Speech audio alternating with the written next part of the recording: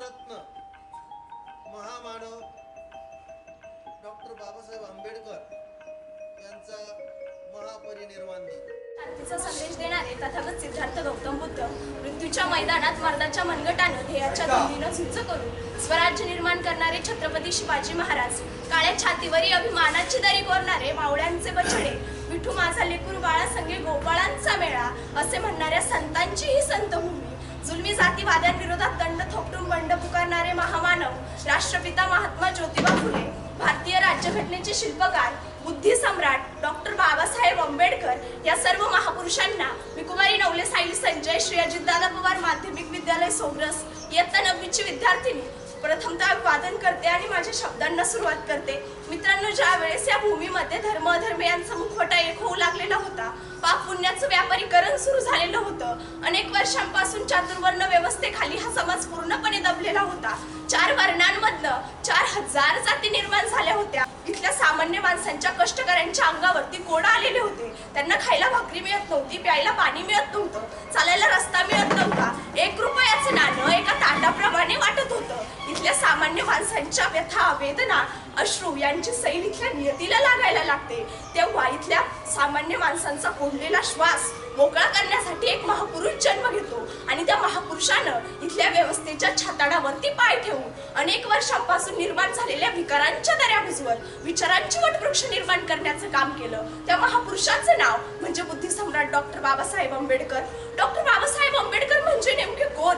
तर आचार्य अत्रे असं म्हणतात की बाबासाहेब म्हणजे बंड, मूर्तिमंत बंड, ज्यांच्या प्रत्येक कणाकणांमधून बंड थैमान घालत होता। बाबासाहेब म्हणजे अन्यायाविरुद्ध उभारलेली वज्राची मूठ होय। बाबासाहेब म्हणजे जातीभेदावर व विषमतेवर सोडलेलं एक चक्र होय। बाबासाहेब म्हणजे बाबासाहेबच, दुसरं नाव उच्चारायला जीभ तयार होत नाही, एवढं सामर्थ्य फक्त बाबासाहेबांच्या एका नावातच आहे।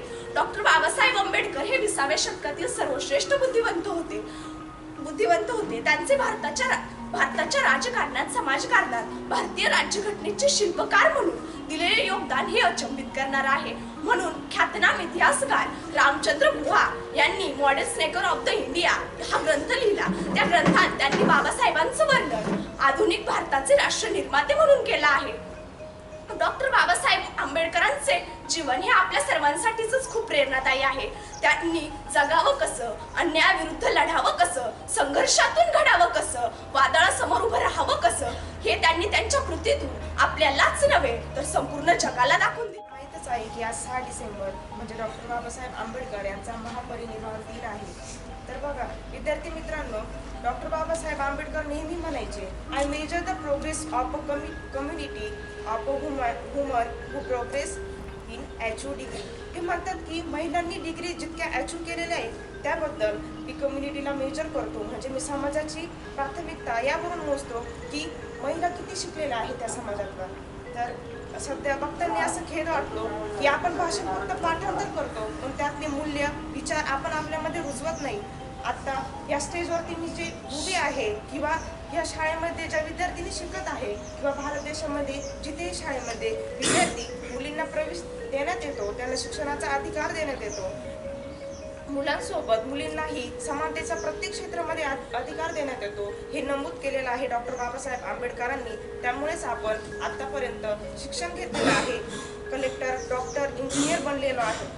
तर बघा विद्यार्थी मित्रांनो, एक महिला मस्जिदतील मौलाना कधीच होऊ शकत नाही, ती मंदिरातली पुजारी होण्याचाही अधिकार तिच्याकडे नाही, पण डॉक्टर बाबासाहेबांनी तिला एक IAS officer doctor engineer teacher ती एक राष्ट्रपती सुद्धा होऊ शकते असे अधिकार डॉक्टर बाबासाहेब आंबेडकरांनी राज्यघटनेत महिलांना दिलेले आहे।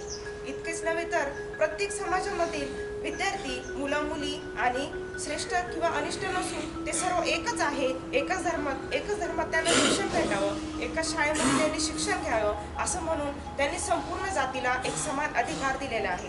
ते म्हणतात life is a greater than longer. ते असं म्हणतात की जीवन हे श्रेष्ठ असायला हवं, मोठं नसलं तरीही चालेल।